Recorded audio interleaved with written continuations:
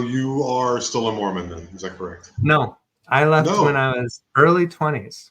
Okay, well, so what would you consider yourself now? What is your faith now? Well, that's a good question.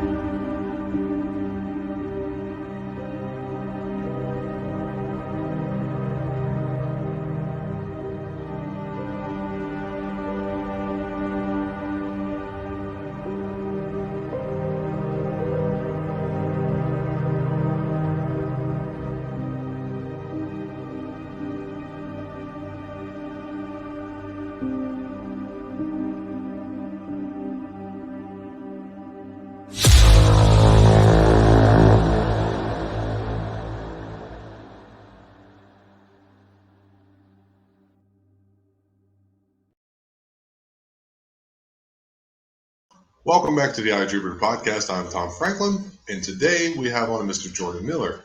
Jordan Miller contacted me through Reddit because I was looking for a guest, and he said, I don't have any paranormal stories exactly. I think that's what he said. But he said we can maybe look at it and approach it through a scientific point of view. Could I come on? And I said, most definitely. And that's what we're all about. We are going to look at things in many different ways and figure out what this phenomenon is. So without further ado, welcome to the iJupiter podcast, Mr. Jordan Miller. Hi, thanks for having me on. Great. Thanks for coming on. Maybe this time, because for the people at home, this is our second try at this. We're experiencing some technical difficulties. And that's right. So Jordan, for the viewers of the iJupiter, could you please tell us a little bit about yourself and where we can find you? Sure. My name is Jordan Miller. I don't have a lot of content online. I'm not really promoting myself. But I think we could have a great discussion today about this. Oh, okay, sure. Well, where would you like to start? I mean, I always kind of like to keep it open, and I do not like so much that my guests tell me a lot about themselves before they come on, because I want the audience to see my genuine reaction to the discussion. So I guess once again, to reiterate the question, where would you like to start? Well, I can tell you a little bit about myself, my history, Sure. and that'll provide some really good context, I think. So I grew up Mormon. I grew up here in Utah. And so I was raised Mormon, but I was always a very analytical minded, scientifically minded child. Like I would watch Bill Nye every day, and I was into experimentation and getting the data and figuring it out. And I think it was probably because I was really into truth. Like I considered like that truth to be my highest priority. And everybody's got kind of, even if it's just innate or implicit, they've got a value hierarchy, peacemakers value peace, scientists value truth, this kind of thing. Well, when I was told by my, community that I lived in Utah, in Mormonville, and the Mormons have a direct conduit to Almighty God to give me truth.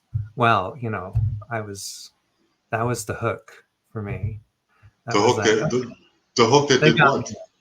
They got me in, got me baptized, got me converted, got me. I was like a dedicated Mormon as like a child, teen, that kind of thing. I think most kids, they end up in the religion that they're brought up in, and it's just kind of a moderate thing. They're just like, whatever. But not me. I was into it. So you are still a Mormon then? Is that correct? No, I left when I was early 20s. Okay, well, so what would you consider yourself now? What is your faith now? Well, that's a good question, because when I Like, came home from the mission, I actually went on a proselytizing mission. When I okay, came home and left the church, I spent a little while trying to figure out where I was going. And I guess I would have called myself an atheist for about 6 months. And it's wow, like straight up material reductionist. There's no meaning. Totally atheist, right? okay, Nihilist, everything, just all the way. But been there, man, been there. I've been yeah, there, so I couldn't stay there very long, and okay, because it was my own subjective experience of conscious reality that told me I don't see how you get that from atoms bumping into each other. I don't understand how that comes about. Um, does that kind of make sense? It just makes didn't seem complete to fit. makes complete and utter sense. For me, Yeah. I was an atheist for many years. I would say like a staunch, like, okay, this is not for me. The atheist from like 19 to about 36 Oh for a wow. long, long time. And then the birth of my daughter, I was like, wait a minute. You looked into her eyes, and I was like, no, there's something more to this. And so at the age of 35, I started like experimenting with cannabis, the entity Oh of cool. cannabis. And through meditation and cannabis, I was dealing with depression too at the time. There was a moment for me. I wouldn't call it. I'm definitely not like Christian or anything like that, or Muslim or Jewish or any of that nature, or Buddhist or any of those. It's a personal connection with me and whatever that is that I also Right. am. I am an iteration of it looking back at itself, kind of thing. Yeah.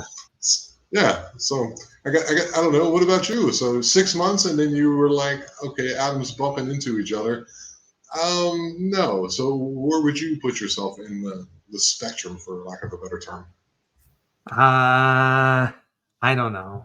Because then That's I got fine. into That's Eastern fine. stuff. What's wrong with I don't know?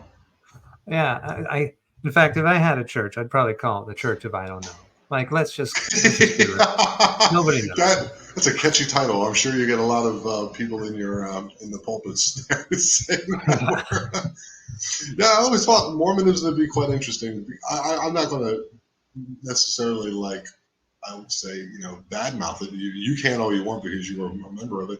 It was just hard for me. It's kind of like Scientology 100 years before Scientology, and Yeah, it's kind of a cultish concept. But for me, all religious things are. I mean, my girlfriend is straight up Catholic. We're in Mexico, and they literally eat the body of Christ, and literally, well, that's what they believe, and they drink the that's blood. And magic. like, how's that not cannibalism and vampirism at the same time?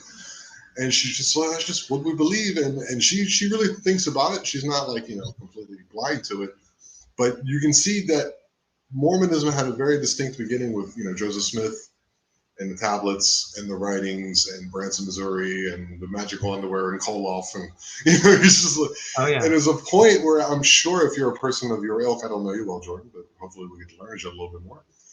There's a point at which you kind of go, I I mean I enjoy. I think I've met Mormons before. They're some of the nicest people I've ever met in my life, and that's saying something because I've met a lot of nice people.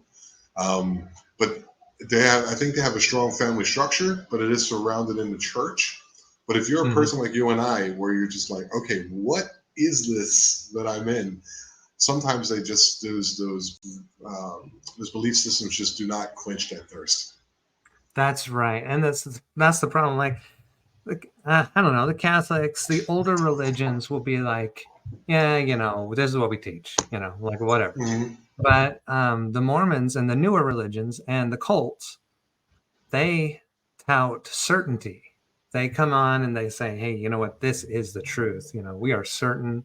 The Mormons still have this practice once a month where they dedicate the service to anybody who wants to come up and just say, I know that X, Y, or Z is true.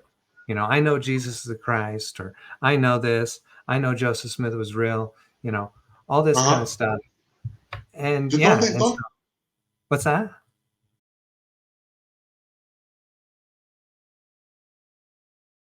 so Oh my anyhow, God.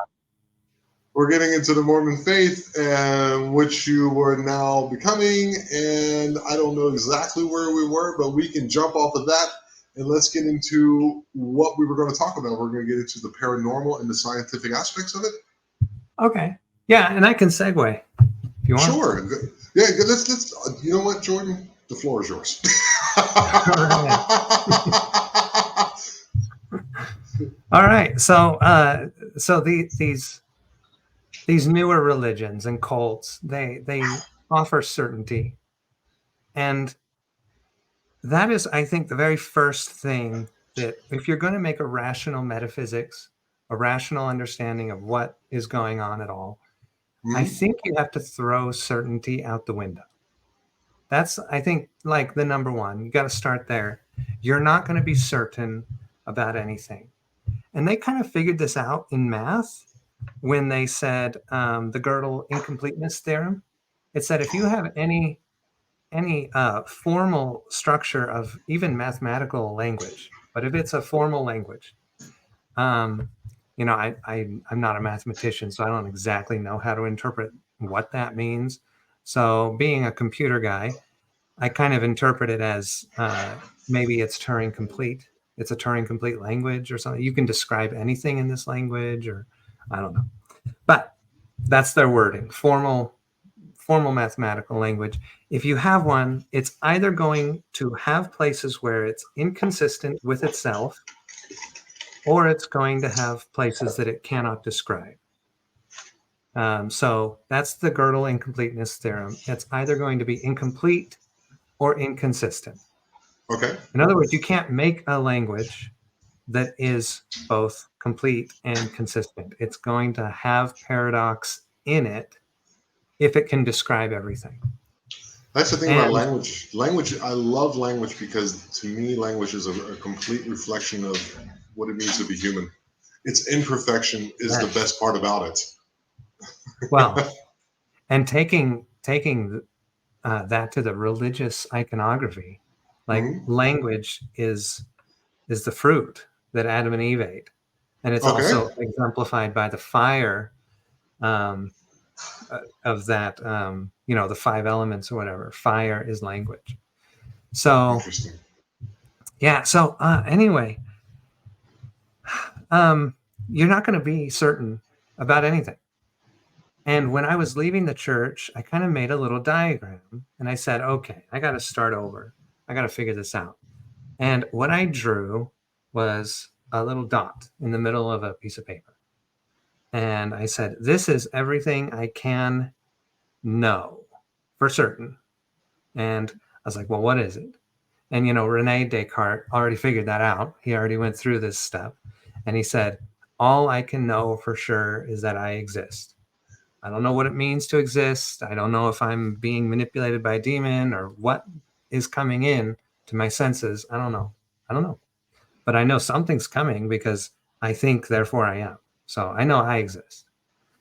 And so then I said, okay, I'm going to draw a circle around that one. And this is going to be everything that I can trust in, but may not know for sure. And in that circle, I said, well, there's math, there's pure logical reasoning. If my underlying assumptions that logic itself is valid, then everything I can reason about logically is also valid. So Okay. it's Okay. practically valid, right? It's practically knowable, it's practically certain. And then I drew a circle encompassing all that, and I said, everything outside of here is outside the realm of pure abstraction, the pure Plato realm of like mathematics. Now we're getting into the realm of science that says, I'm going to take what I see and combine it with what I know about logic and try to come up with an explanation of Mhm. whatever. And so then you get Okay. into experimentation, and that's the realm of science, and less certain than math or abstract reasoning. So then around that, I put like conjecture, like, well, it could be this way or it could be that way, but because I have no, science is the realm of like what you can see. Since I have no way of doing any science of this, I have no way of telling, then I don't know if Zeus is God or if the Mormon God is God or if any other God is God. And that's one thing that got me out, is this understanding of kind of this mapping out Okay. of what is possible to know, and putting everything in its proper place. And, as I went into college and took philosophy courses, I that's can, just, over there quoting Immanuel Kant. Yes, that'll definitely do it for me. I know. I've read a couple books. I've read Nietzsche. oh, nice. What's that? Was it Superman? Yeah. I can't remember. What's it called? Yeah. I didn't read it in German because it was hard. I do speak German as well, but it was hard enough to do it in English. But so this it's very interesting. Like people learn in different ways. Okay, and for a person to sit down and draw like, which is oddly enough, you're kind of drawing like an atom in a Yeah. sense, Yeah. like proton and the nucleus being this, and the electrons can change and vary and be in different places at once. But what you do know is that there's a nucleus, Yes. and why would you have to approach it that way? Why can't, like, I know everyone does it differently. I just find it very interesting in the way in which Sure. people come to their point of view. So why in that particular way? Has it always been like just who you are as a person, or you just like things mapped out in front of you? Yeah. I think I was doing that map because I had already always grown up in a culture of certainty, and asserted Oh, certainty. And I was like, no, you cannot be certain about this. And so I had to do it explicitly and make a map and know what can I be certain about. okay. Um, yeah, exactly. That's That's what that's. it came down to. How did your because I know I don't know actually, but I've heard, better said, that if you're not like the Mormon Church can be very inclusionary, but it can also be very exclusionary. So Yes, was that something that you had to deal with because in you, knowing the consequences of that as well? a little bit. Some it was probably worse back in the day, but now it's probably not as bad. Like Okay. I left the church and I still hang out with my family and kind of bothered them for a while, but now they're okay with it. So Well, that means they love you, dude. That's isn't that a good thing? yeah, That's the best that's thing. a One great of the thing. best things you can imagine. So So how do you? Okay. Now that I'm sorry. Once again, yeah, Jordan. Now that we're on the topic of love, how do you explain that?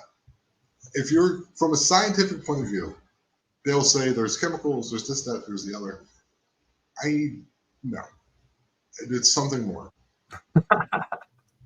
well, you got a mushroom back there, and Yes. I took some mushrooms a couple times, Ooh. and All right. one of the times I kind of went into that question about love. So this is just my own personal experience. Look, It's dude, not anything I scientific. just had a gentleman on that we talked all about psychedelics. So this Funny. is fantastic. Uh, what I experienced in that trip was I kind of was thinking about death, frankly. I was thinking about death, what it means to die, what it means to be gone. And part of the, I don't like party trip. I don't like go out and go do it with other people and stuff. I You go just do deep. it alone once or twice a year by Wow. myself and just go deep. What? So, So what do you mean deep? What do you mean deep? Like five dry grams, like Terrence McKenna says, or yeah, uh, five dry grams? Oof, I couldn't. I did it three times when I was young, like 19, 20, and that was enough for me.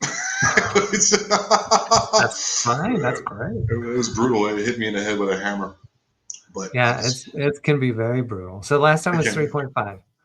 3.5. All right, all right. And the experience that I had was I got to have an explanation of what death was. Now, who knows, right? I mean, this one of the kind of the material reductionist viewpoint of this might be like, oh, it's just your subconscious telling you what you want to hear or something, right? Mm-hmm. And fine, that could be the case, or it could be partly the case. We don't know. So you just have to do it yourself and see what you experience. Interesting. So, but to answer your question about love, Sure. I know it definitely goes down the same route, man. I'm with you. I'm with it you. I know where you're going, kind of. what I a conclusion that I came away with, because you can't describe the experience itself, but one of the conclusions was that the only reason we enter into an experience of reality is to give and receive love. And I think that's probably true. That's Wow. really the point. And if you're not going to do that anymore, you might as well just end, because that's why you're here. And it was not like just this lovey-dovey stuff. It was like saying, see how this violence can be love. That's kind of weird to say, but Okay. every action is a form of love. Isn't that weird? I That's know. very odd. That's Well, very odd. we'll call that a second layer conclusion. That it was kind of Okay. like an asterisk, like, hey, by the way, every movement of an atom is love. So just keep that in mind. So All right. yeah, it was a Okay. wild experience, that one. Oh Wild. wow. I get those in. I like to go deep on cannabis. That's my jam. And I'll sit in the room and I'll listen to my psychedelic doom metal that just takes me away. And I can sometimes it beats me up, but I guess when I did take the mushrooms, my ego was just I try to control it and hold on to it, and I didn't Oh, know not to. oh boy. Because no one teaches you. I think it should be taught. I think we're missing something. The human experience of like having a shaman, for lack of a better word, that's just Russian word actually, or medicine man, which is also kind of a crappy word. Can't think of the words. Ayahuasquero, I think that's what they say Mm. for someone for ayahuasca. Um, but I've been in those forms where you can talk to the true I, the true yourself, Mm. and those death things. I've run into those too. Not during a trip, actually. That was during COVID. Wow. But yeah, I had it early, and Oh, it beat me up real bad, like 5 weeks. I didn't have to go to a hospital or nothing, but when you're depression and then you throw COVID on top of it, excuse me. and you're in a room by yourself, and all the news is everyone's dying, so you're like, okay, this might be it. And what does it feel? And it's just basically it's like it can happen. It's any day like today. It can happen today, and everyone dies alone. And the Yeah. acceptance of that, and the realization of that made me appreciate life more. Oh wow. And so yeah, and then after that, yeah, I kind of told you I came to Mexico because I couldn't handle what they were trying to do to us. I'm a free will spirit. I can't be told to what put in my body without my express consent. Good. And I went off grid. I live off grid. I'm here at my girlfriend's house, but I have off grid property with solar and a pump and a well, and Oh man, wow. I'm out. I got pythons and jaguars out there and the whole nine. I couldn't do that no more. So the next time they try to pull some stuff on me, that's where I'll be. You'll be all right. Sweet. Yeah, I'm okay now, even if it does happen. Yeah. Like that opened up a lot of things. I mean, what did that experience do to you? I mean, because I do appreciate science. I do. There's a lot of things about science that are helpful, but it's only for me part of the picture. It's part of the picture. I wouldn't even say it's 50%. I would say it's 25% of the picture. Mm. I think human interaction, love, consciousness is probably 50%. Experience, which is part of that. But it's been corrupted. We all know that. We all know that. It's been corrupted by greed, basically. And the very end, it's greed.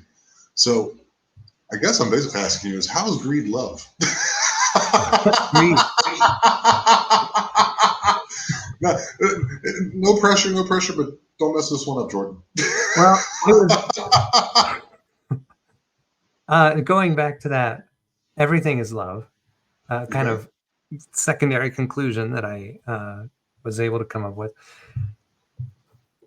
It was because it was bound up in suffering. You know, the message was something like, okay, you want to know about death, you want to know about life, let me show you some stuff. By the way, you're only here so that you can give and receive love. Okay, that's what you're doing here. And by the way, also, in order to do that, you will, and everybody will suffer because of it. Like, and love entails the suffering. It's coming. You know, it's going to come for you. And so it's, yeah. And so anyway. Wow, no, dude, that is crazy. That is crazy. There's so many implications to that. It's so interesting that people get different messages when they're in that realm. But yeah, it's very similar. Love exists. That's the thing that seems to come out of it. And the feeling of oneness, that happens a lot. Happens every time. The feeling of one with everything, not just other humans. I'm talking plants, animals, the earth, a cup. You know, interesting. I've never really got that one. Isn't that weird? Really? The feeling of oneness. I gave some shrooms to a friend, very small dose, and he was like, man, I just felt one with the whole universe. And I've never had it. Even on high doses, low doses, whatever. Never. Because I have felt less isolated to myself, more like I'm dispersed. Okay. But a specific feeling of oneness, I don't know. It's weird that I haven't got that. Well, it's kind of like the golden rule thing. You treat others as you treat yourself, to kind of make it. Yeah. It's like a stepping stone to what we're talking about. It's a very light stepping stone, so people understand that. But the feeling of being dispersed and reflecting upon yourself is maybe that. You know what I mean? Maybe to speak your language, I guess is a better way of saying it. You know what I'm saying? If you feel dispersed and you're looking back at yourself, then you are everything looking at you. Right. You know what I mean? And I do feel like I've had that feeling of oneness. If you could take the feeling and convert it to a thought, you know, to like a concept. And because after everybody, if you take shrooms, you know somehow that you're everybody. I don't know how to describe it beyond that. You know, whether that's you're Hindu or you think reincarnation is the way everything's going. And you might interpret it that way and think, oh, I'm just going to reincarnate as every person. I don't know. But you're going to find a way to describe that idea, I think, if you take shrooms. Or sufficient enough. Or you do like me and you run around for like, I don't know, 4 hours thinking you're losing your mind and the steps look like a Tim Burton movie or something. Well, don't hold on so tight. I did, but I didn't know what to do. No one taught me. That's why I said I need medicine, man. Yeah. So I mean, so out of that, so you did this, and so what is your journey now? Like, so what we were discussing, because the original post was I'm looking for people with experiences, and you know, paranormal, cryptid, because it's interesting to me. I'll tell you this. Okay. I have had a paranormal experience. In fact, 2, and I can describe those, but maybe first, since we're on this kind of metaphysical topic right now. Sure. Mm-hmm. I was trying to replace the theology that I had been given as a child. And so I was trying to figure out metaphysics.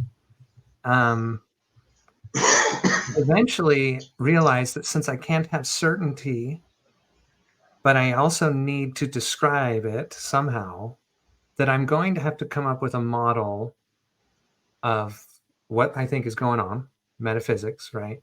A model that I already know is not going to be a perfect model. right? Because I can't have perfect certainty, the Gödel incompleteness theorem, all that kind of stuff. So, and also the uncertainty principle says you can't have certainty. So, what I did was I said, okay, I'm going to come up with a model that gives me a certain metaphysics that I think is the most accurate description, even though it's not an accurate description, but it's as close as I can get. What is that? And when I was going into religion courses, philosophy of religion, I was really into it in college. That was the time in which I was leaving the church and all that. I would ask my professors and my theologian people, okay, so God created the everything. He was the first mover. But isn't there a paradox inherent in that? Isn't there a paradox inherent in having a first mover? And they would basically say, yes, there is, but we're not going to talk about that. We're not going to not acknowledge it. Much like you're trying to make a model. What moved the first mover, kind of? Exactly. Right. And they were basically, I think, saying, much like you're trying to make a model that is the most complete you can get, this is the most complete we can get. So we don't go any deeper than that. And I said, no, I think you can go one level deeper. I think you can take the paradox very seriously and you can embody it in a concept and say, there it is. There's why everything exists. So I took it and I put it in the concept of nothing, because nothing is a paradoxical concept in and of itself. Yes. Nothing cannot exist. I've run into this one myself, because nothing is something, because if it wasn't something, then the word itself wouldn't exist. Right. Well, here's the thing. Is that the paradox? That's the paradox.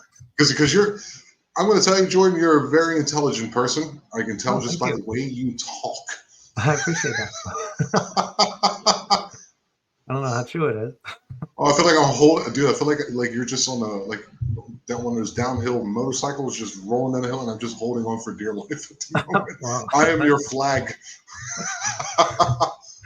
So I thought, okay, well, you take nothing and you say, okay, we have a bunch of words. We have all these words, and they're all pointing to things that actually exist, but nothing cannot exist. So it has a pointer. It's a word.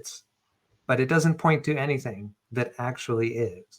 Okay. In other words, it points back to itself or something. It's paradoxical. It's self-referential. So I took that and I said, the reason everything has to exist is because nothing is not allowed to exist. If nothing existed, the whole universe was just a blank, empty nothingness, then nothing itself would be instantiated. And therefore, it would undo the meaning of nothing. It would be something, and nothing cannot, it means not to be something. So that's why nature abhors a vacuum, and there's everything that is. And I said, that's got to be my metaphysics, where it comes from nothing, creates this paradox. The paradox is trying to undo itself. It never can. And that's why everything is. Well, interesting. It's also a mathematical, what's the word I'm looking for? It's going to come out eventually. Because if there's only nothing forever, eventually, somewhere along the line, there will be something. Because it's impossible to be, like you were saying, the same as always. It has to. You're a much better speaker than I am at this too, but you know what I mean? Like, there can't be just nothing forever. There eventually has to be something somewhere. Yeah. Isn't that bizarre? And so I called this the great paradox of being, because I was like, oh, this is what creates being. Oh, are you writing a book? Right? Are you writing a book, Jordan? Maybe I should. But, I think you should. I don't know. Well, what do you mean you don't know? Of course you don't know. Of course you don't know. I would probably write like 3 pages and then be like, I don't know what I'm talking about. So, well, that's the thing. You write those 3 pages, you put one foot in front of the other, and you go, I don't know what I'm talking about. put it to the side, and then you go, maybe I do know what I'm talking about, but you don't. But that's fine. Nobody knows what we're talking about. We're just I don't know. We like I was telling you, we're the universe looking back upon itself. And if I'm telling you this, there's something to it. I got to be honest with you. I see something within you, and I do think that would be a good idea for you because you seem to be the kind of fellow that really you're very philosophical about it. You're philosophical about the concepts. You've read it. You enjoy philosophy, the art. I guess what would you call that? The art of thinking? I don't know. I guess, yeah. I don't know. I don't know why you shouldn't. I think one day you'll be at a book signing, and I'll come up one day and you'll be all famous, and I'll be like, "Hey, he was on my podcast like 20 years ago." That'd be fun. Yeah, dude. So I'm sorry. Yeah, keep going, dude. You're killing it, dude. Go for it. Well, I was just thinking, so like philosophers have come to this before me, like Immanuel Kant, like you mentioned, Kant. He said, "Oh, well, I think we've come down to it. Everything's just absurd." So that's, I think, the exact same thing as saying, at the heart of being is a paradox. And so you're always going to run into these weird, absurd, it just is unexplainable at the heart of it. You can't explain it. And, we talked about language earlier. Yes. And it seems to me like everything we experience is encoded in some kind of language. So we hear words, and we obviously experience the words directly, and that's the language. But we also have a lot of neurons in our head that learn how to take a particular pattern and turn it into another pattern. And that's essentially a language that they're speaking.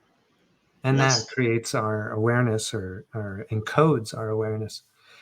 And so what I did is I thought, okay, there's basically two realms that are, I don't want to say exist because that seems technically incorrect, but I'm just going to say are.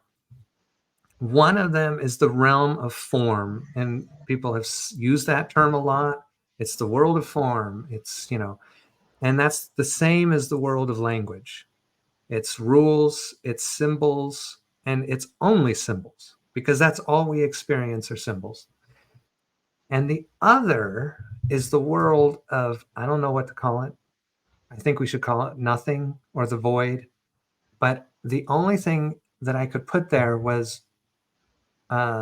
subjective awareness. And that's how I've bifurcated the structure and built my metaphysics. As I've said, being an I, or knowing that you are aware, having awareness, that has to come from that void that is nothing, that exists but doesn't exist. It has to come from there. And I don't know what that is, or, but I identify the I of being there and identify all the contents of awareness as being the language, the structure, the world of form. And it seems to me like the world of form is being symbolic, is highly theoretical. Okay, that sounds very religious to me in a sense. It's like the mind, body, spirit. I mean, you're missing one more. The body is the form world, and then you have this. Then you have the mind, which is also form, and then you have the spirit. What does that mean? That spirit is kind of like, oh, we know it exists. It's consciousness. Does it end? Does it not end? I don't think they're kind of saying the same thing. Kind of saying the same thing, aren't they? If you really think about it. Seems like that. Yeah. And so, a material reductionist might come about this approach and say, oh, you're just repackaging the theology that was given to you by the Mormon Church or whatever, as, this metaphysics that you have. And maybe I am. I don't know. Like, how would I know if that's what I'm doing? But I don't I think think it's maybe a combination of the both. I mean, you're reading these concepts. I think you're really self-reflective, and you want to know what this is. I just there's also a point. Jordan, how old are you, Jordan? 37. 37. I'm 44. You're coming to the point, I believe, that where there's a point where, honestly, it sounds very rude, but it's not. It doesn't matter. To be is to be, and there's nothing Right, wrong with that. There's nothing wrong with right. that. Yeah. But there also seems to be, I'm a little more conspiratorial, maybe. I don't know you as well, but there also seems to be something in this reality in which they're trying to shift our focus, not from within and not Mm, from without, like taking from within and out to the other, and then realizing the same into other things, whether it be mm, materialistic, sexual, violence, trying to put you into your five senses only. What do you mm. think about that? Do you think, because I think there is a true evil in the world. The more you go down these paths of conspiracy and the things that we've been discussing, there's a point at which you realize there is true evil. And then without that yin yang, the light, the dark, that means on the other side there must be true love or something of that nature. So I guess my question would be better formed is like, do you think that we are being coerced or trained to be a certain way to elicit a certain response? Gosh, I don't know. I mean, I went through. I don't know. That was great. Oh I went man, through kind of an anarchist period in my okay. 20s. Um, because to be honest with you, when I started getting out of religion, in fact, before I got out of religion, came home from the mission, I was like, okay, I'm ready to be blessed. I've been devout my whole life. Let's, I don't know what I want to do for a career. I don't know anything. I'm ready to just, what do you want, God? I've Mhm. done your work. Now you kind of come on. And I got nothing in return. So I said, oh, I'm the saddest I've ever been. That means I don't know something. Really? That's what you Yes. felt? Is that you don't know After, something? after, So you're yes. saying the lack of knowledge is sadness? Because I realized, okay, if I knew everything I need to know, I would be able to Hmm. manage my life. And obviously I can't because I don't have this. I don't have that. I don't have anything I want. I don't have anything I'm working towards or what I thought I should have by now. So Wow. I don't know something. If I knew what I needed to know, I would have these things. I would be managing better, right? I think you're just basically expressing what everyone has. Seriously, everyone has that feeling, Jordan. Everyone has that Everybody. feeling. Yeah. Seriously, you're Well, just I guess expressing I it had in it in your ways. you're expressing it in a very logical, step by step. This box, that box. Jordan, for me, we're having a discussion. Let's talk. Like, I don't think there So is boxes. There is no boxes, dude. Just have fun, man. there, In the oh, end. I like that. There is no boxes. As a programmer, I put everything in a Oh, box. oh, you're a computer I'm a programmer. developer. Oh my god. So So I was I right built about the my whole security intelligence. system. I was So, right about the intelligence thing I was talking about earlier. so as a developer, when I first started out as a developer, I was like, oh my God, this is the only problem in existence is knowing what to call things, what to name things. What is the language? That is the Right. only thing that is hard. That is the hard problem of existence is naming things. So if you don't have to name it, don't. I love that. No boxes. Don't do it. If you can avoid it, avoid it. Yeah. Just be. There's a thing about just being. Like for example, like I was saying, I'm down here in southern Mexico. Uh-huh. For many of these children and people here, when they see me, I'm a comedian, and some of my best friends are comedians, Oh, and for real. And I've spoken to my friend Kurt. He's from India, Hindu, and we've had the same type of discussions, but he's basically saying the same thing, but in his way. And yeah. he was telling me I'm like a unicorn down here. My buddy Barrett is another guy. He said, "You're a unicorn. You're." 6'3", you got a bald head, you got a beard and blue eyes. So for those people down there, you're a unicorn. So when I meet children, because my girlfriend, she goes around and she sings for funerals and very Catholic, and I take her because sometimes it's far away, and then these children, they'll see me for the first time and they'll just stop and like just stare at me. So I feel like an ambassador Oh, in a nice. sense, and an ambassador. Like, this is the first time I ever meet someone from my culture, so I'm going to give them the love that Nice. I want to epitomize, that I would want someone else to treat me as if when I come here, which I've also experienced as well. So I don't even know where this was going, but I had a point somewhere. But basically, in the end, it's like, I'm basically trying to tell you this, like, just do you know what it is that you want to do now? Oh, well, I don't feel that same way anymore. After I came Oh, home okay, from the mission, that's what got me out of the church. It's because I okay. started wondering, well, what is true? And I decided to look at the world through brand new eyes, without any judgment, without any preconceived notions, and just be like, what is this? Right? What's going on?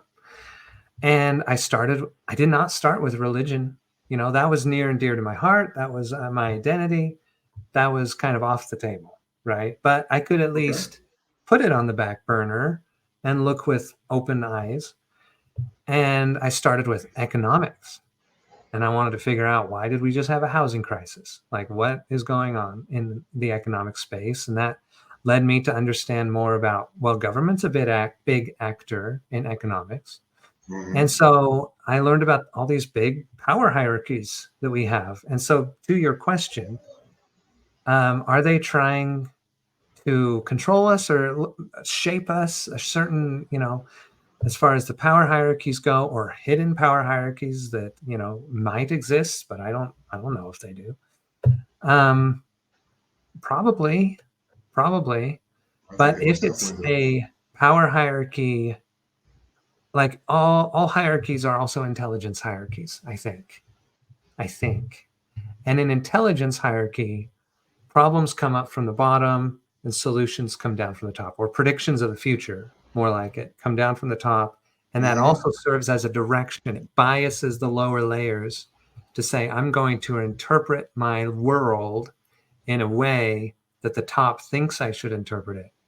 And this happens in our own brain too. I mean, as I Okay. as I studied like the brain and how it works, you have this hierarchy in your brain. So you might say, okay, you have low level pattern recognition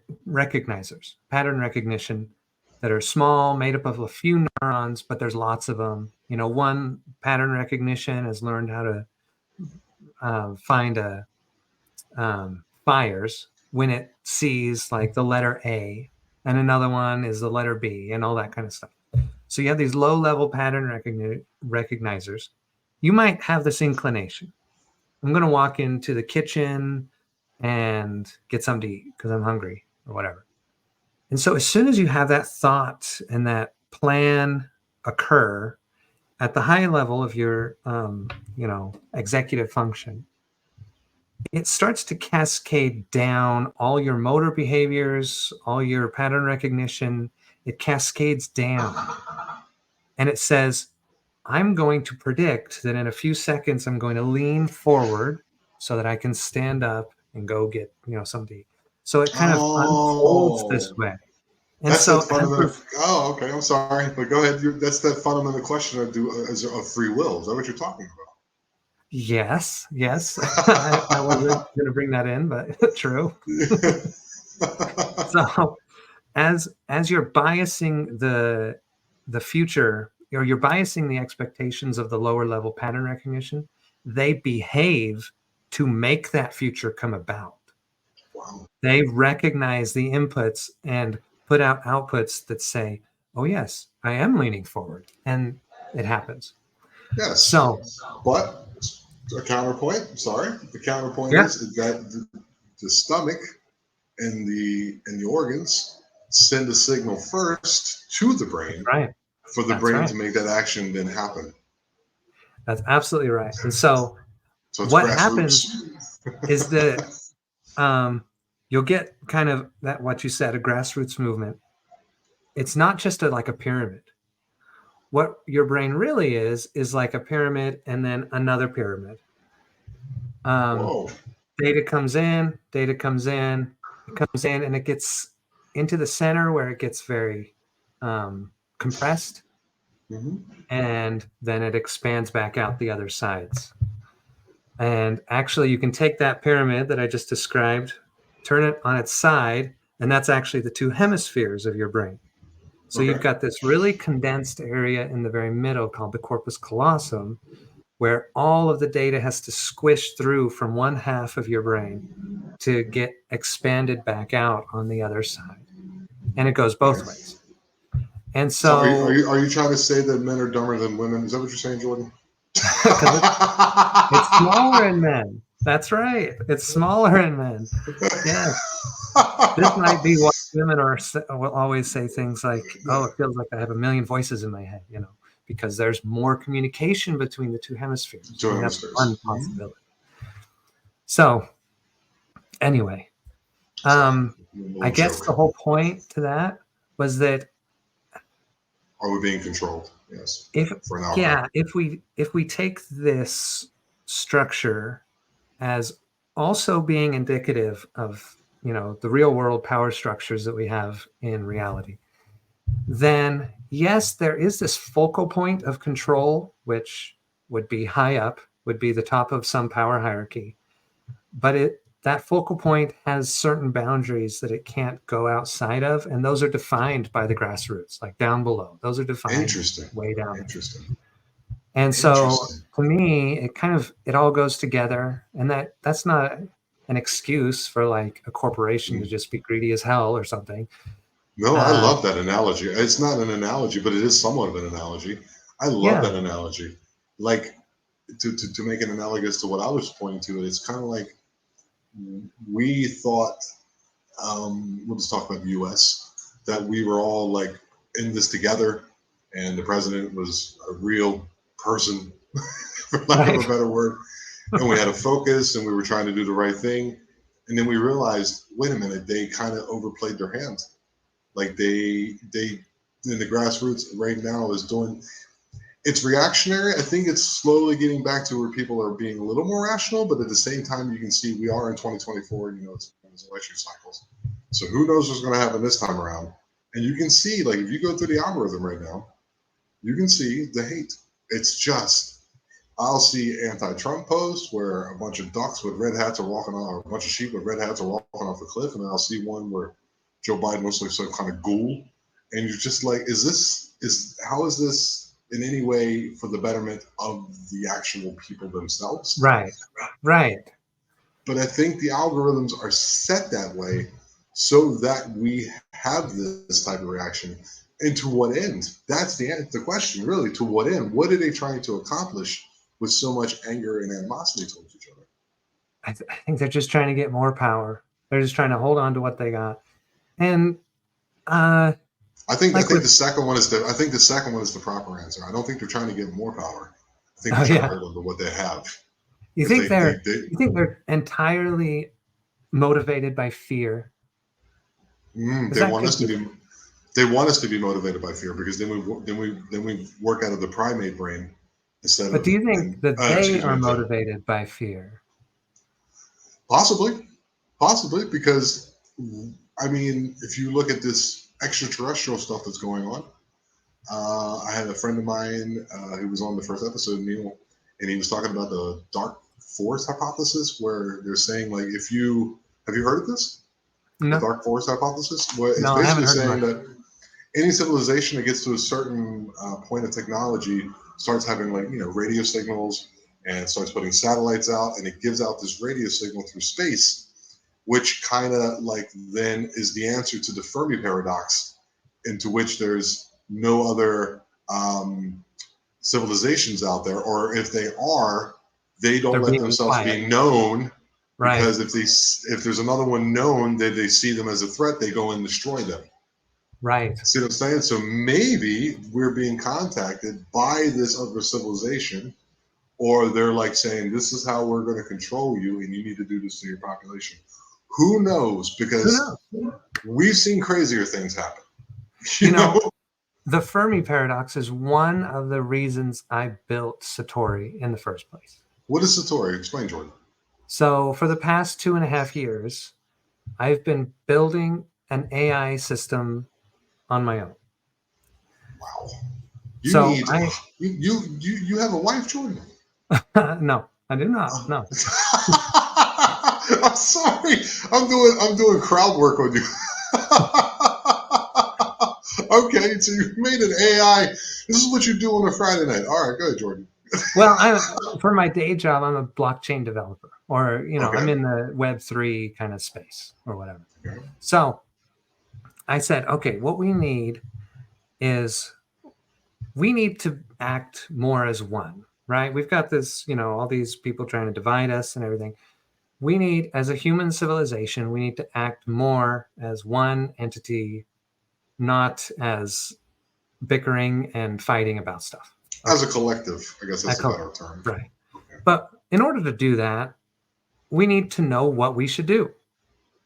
We can't, if we don't know, then we're going to bicker. That's just how it's going to work. And then this person's going to take this side, and that person's going to try to get power by taking the other side, and whip everybody up into a frenzy. And that's just how it goes. So I thought, well, in order to know what we should do as a collective, we need to know the future. Because if we don't know the future, then we don't know what actions to take to change that future. So I said, that means we need a future oracle. We need an AI that predicts the future. If we had that, then we could all know what the most likely future is going to be if we continue down our current path.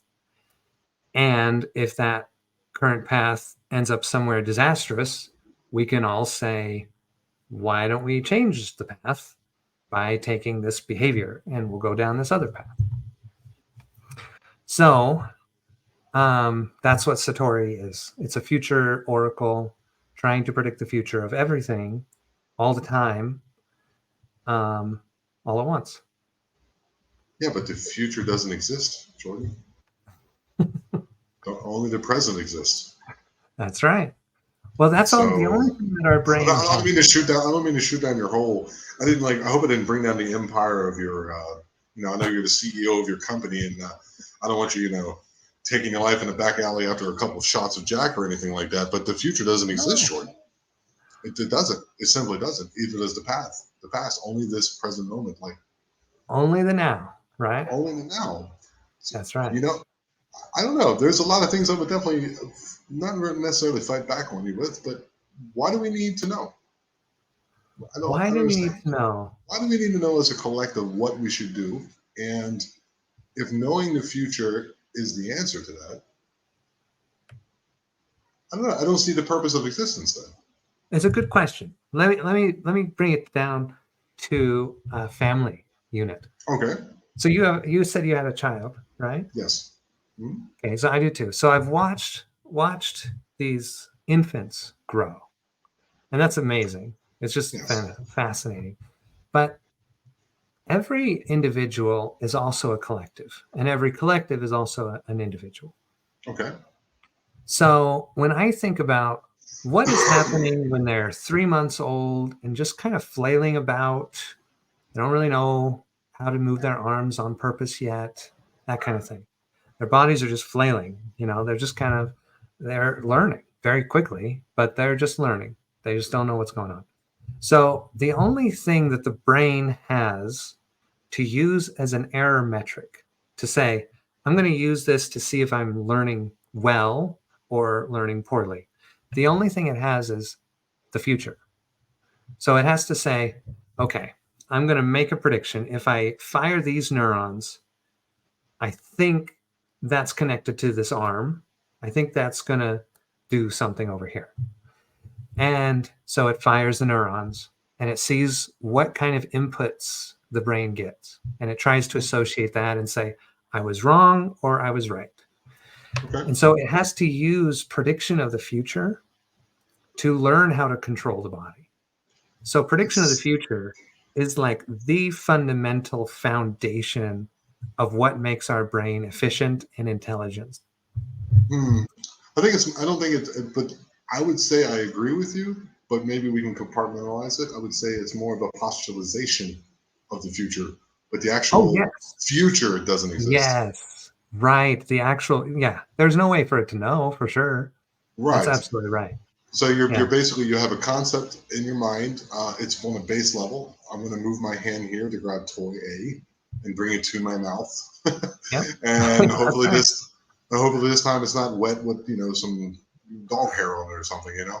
So yeah. So and as far as that, yes, I would have to agree with that. But the actual concept of the future isn't real. It really isn't. Right. Right. The future. Or It's linear time. I don't believe that either. I think it's much more. It's even hard for me to even understand it, but I just don't accept that concept anymore. right. Right. And so the only thing you can do is a best guess. And so I'm Fair trying to make enough. Satori have the best guess out of any system on the planet. That's my And goal. you want then what? Okay, so what's the idea? So it's for the individuals to look at, or is it for like governmental agencies, or what is the who is your client base? I guess I would say, Everybody. or is it everybody? So if you pitch this to an Wow. investor, they're going to be like, okay, bye bye. Okay, Right? so Everybody. everybody. And you just at the end, you just flip up the thing. Like I'm old school. I was born in 1980, so you flip over a paper. I'm sure now they do some. I don't know. Is it PowerPoint? What you guys use? I don't know. That's So very interesting. you're aware of ChatGPT. Yes. So we've got these large language models. What I've built, technically speaking, is a network of predicting future predicting AI bots. What I still have left to build is the top of the iceberg. I built the bottom.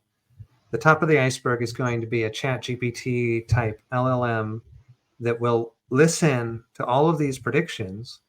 And then you can go to the website and you can say, what's the future of this? Or if this happens, what will happen over here? Or, whatever, right? Okay. And you can just talk to it.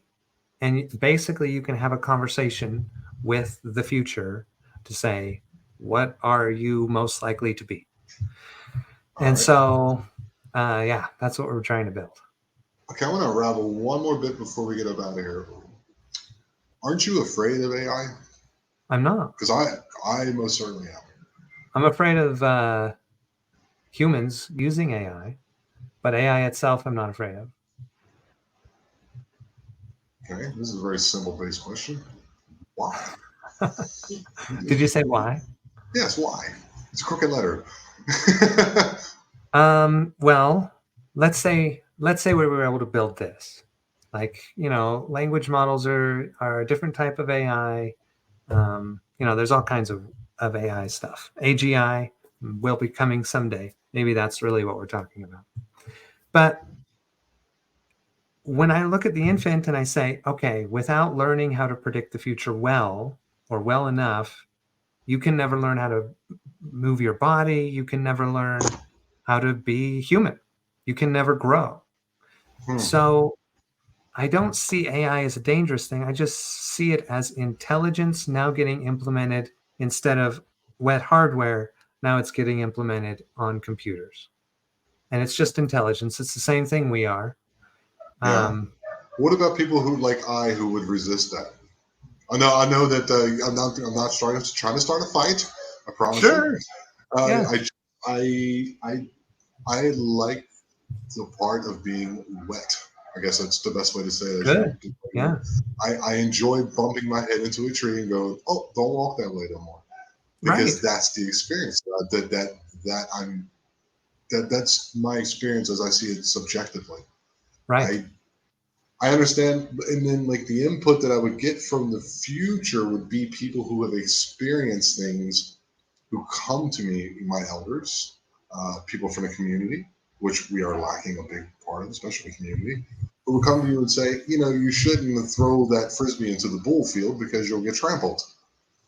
Say I don't need a bot or something to sit in my cubicle or in my house to do that.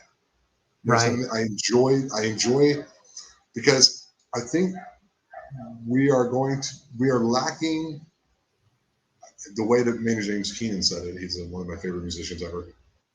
We lack the rub against nature. You Hmm. know, have you ever planted your own food? No, never. You understand what I mean? Isn't There's that something wild? that's the problem, Jordan. That's Yes. my problem. My problem. I wouldn't say it's your problem or anyone else's problem, but I feel Yeah. that it's a problem. You know, you plant it, you water it, you nurture it, you give it love, it grows. You feed your family with it, or you build your own house, which is I'm in the process of doing for the first time in my life, and that feeling is so much more fulfilling, I would feel, than would be Yeah. tapping into the thing. Okay, if I were to mix mortar A with block B, what is the outcome in the future? It takes away from me the part of being human that I enjoy the most, the surprise, the unknowing. There's nothing Yeah. wrong with unknowing. You know what I mean? Nothing But I wrong. guess for a business concept, yeah, trying to Yeah. predict markets, Right. and this and that and the other. I guess, but even then, I don't know. It's just like too big to fail. Fail. Just you need to fail.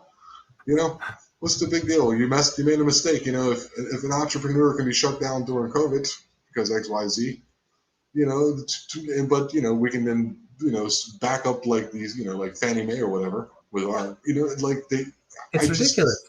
the unpredictability of the quote unquote future is what makes for me life enjoyable. Like for example, me running into you on Reddit and having this conversation with you. If I were to put this into your I wouldn't want to do the conversation.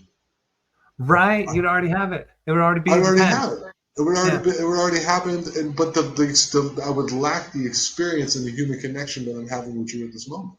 Yes. No, I understand that. And I don't think this needs to take anything away from that. Okay.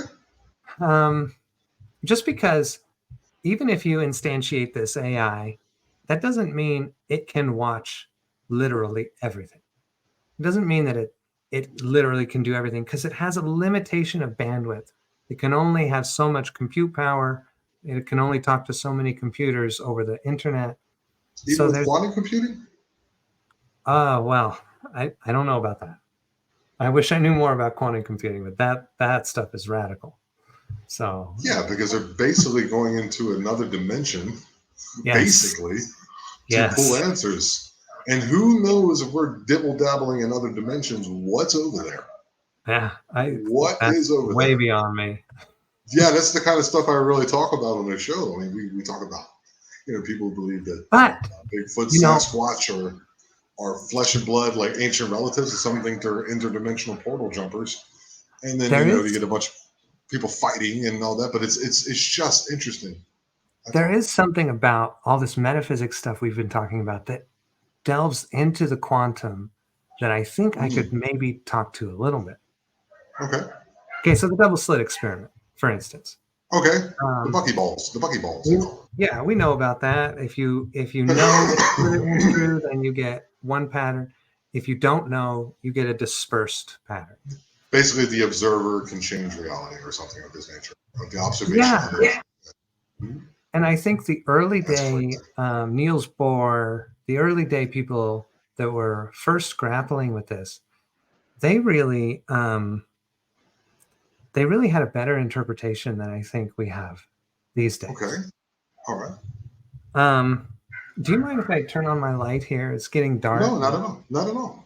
Okay, Oh, just it want disappeared. No, you just disappeared into the church. to.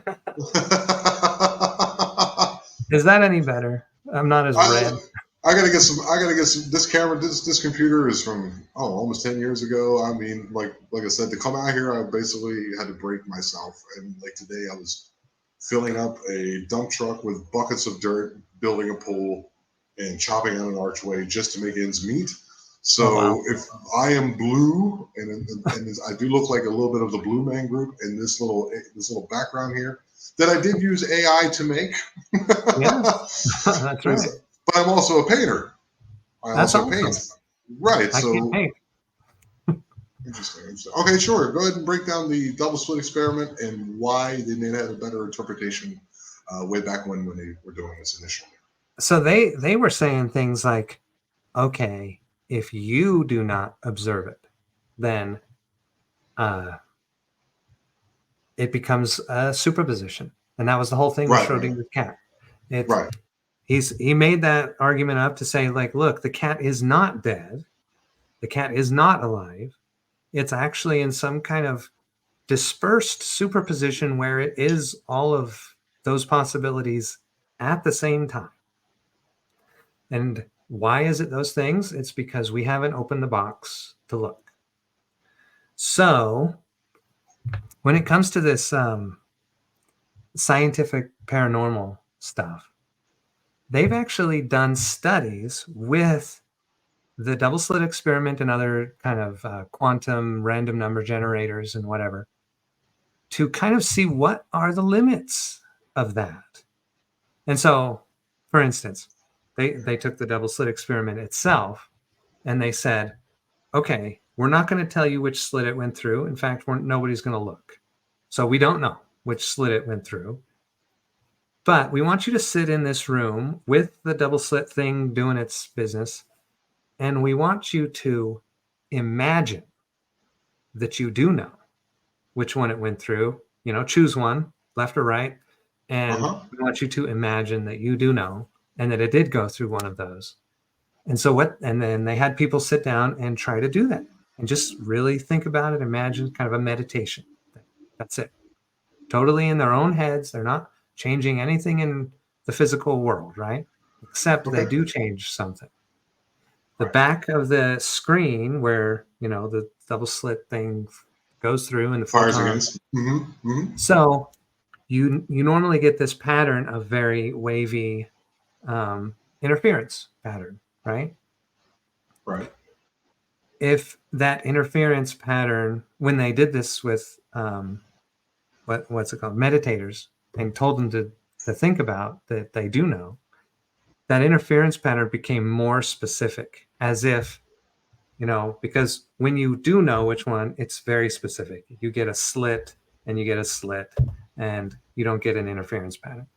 So when they did this with meditators, it became more specific. It didn't become two slits, but it transitioned towards that a little bit. Wow. Isn't that wild? So they're just their intention, just their thought. Intention is everything. Kind of go through one more than the other. Intention is everything. Yeah, that's what they say. Intention is everything. Wow. So yeah. Now the change was not perceivable to the human eye, but they could measure it with computers and they could graph it, and it is a real change. Now, they've done this kind of experiment, and they've done a lot of experiments like this. Another one is where they say, look, here's a random number generator. It's quantumly derived. It's not some algorithm that's just going to make the same random numbers every time. It's actually looking at if a photon or some particle goes through a membrane, which it has 50 chance of doing, and it generates ones or zeros based on that. So it's quantumly derived random number generators. And they'll do the exact same experiment where they say, sit down at this machine. It's spitting out ones and zeros, like 65,000 a second or whatever. And we, you know, if you're sitting here for 10 minutes and you're able to get it to have more ones and zeros, we'll give you $100. And so the person sits there and has the intention, get more ones and zeros. And just the intention alone gets more ones and zeros. Wow. Now the question is, what does that indicate? Yes. What does that indicate? It indicates yes. Our subjective awareness is intimately bound up with the physical world. To me, that's what it indicates. I mean, what else could it indicate? So, yeah, isn't that wild? That's so wild because, you know, like to go back to before we end this, but you fire all things in my brain. We actually had this really fun conversation. Like when people have psychedelic trips and they go into the other, I was speaking to a gentleman who was not Christian, but he was saying when he took dimethyltryptamine, he actually saw, the stained glass windows, very sharp, and in the middle of all of it was the Virgin Mary. And he says he don't know if that's the iconography of being born in Western culture or not. But that's what I'm trying to say. I think what a lot of these are to bring it to my Bigfoot peoples out there.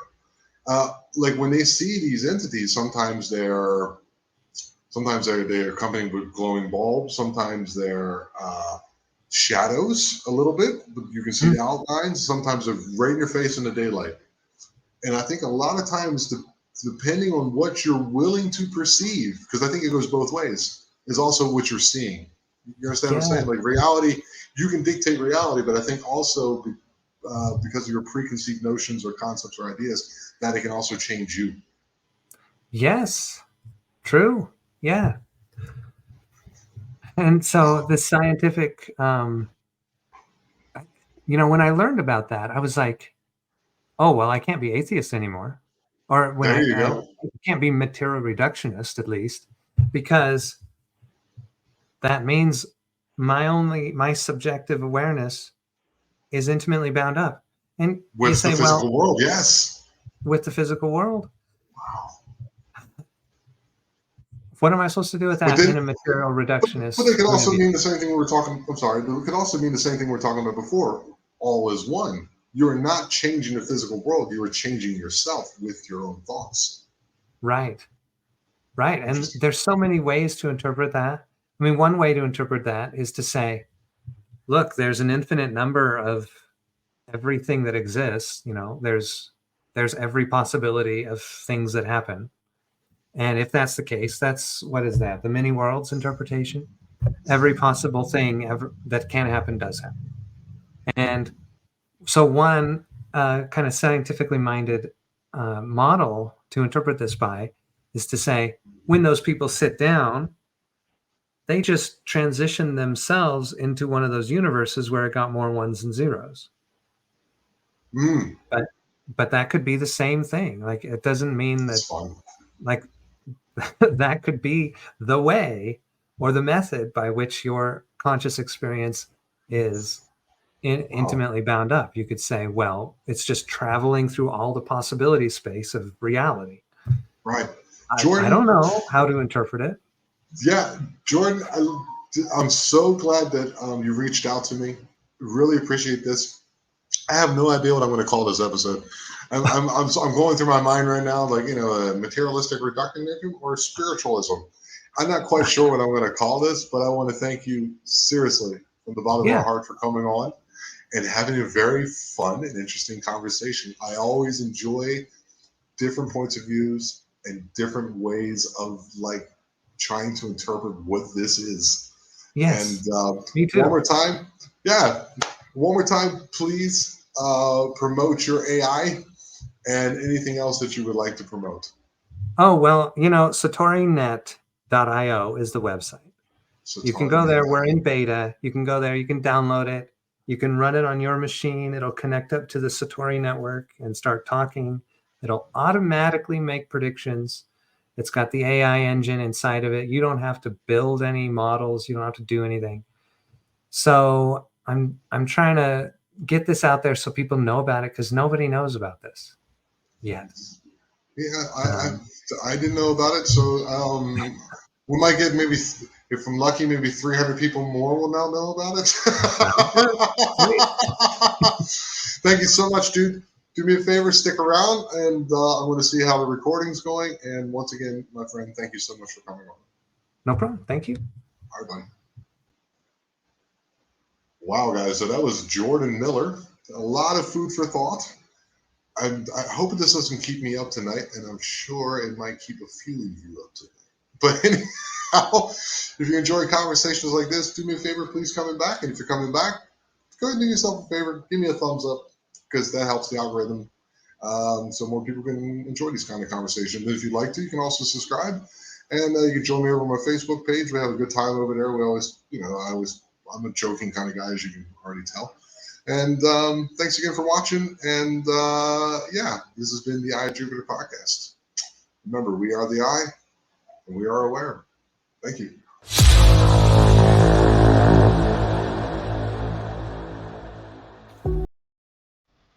You have been listening to the Eye of Jupiter podcast. If you have any strange occurrences, stories, or witnessed anything out of the ordinary, don't be afraid to send me an email at the Eye of Jupiter podcast at gmail.com, and maybe you will be on the show. And please remember, we are the eye and we are aware.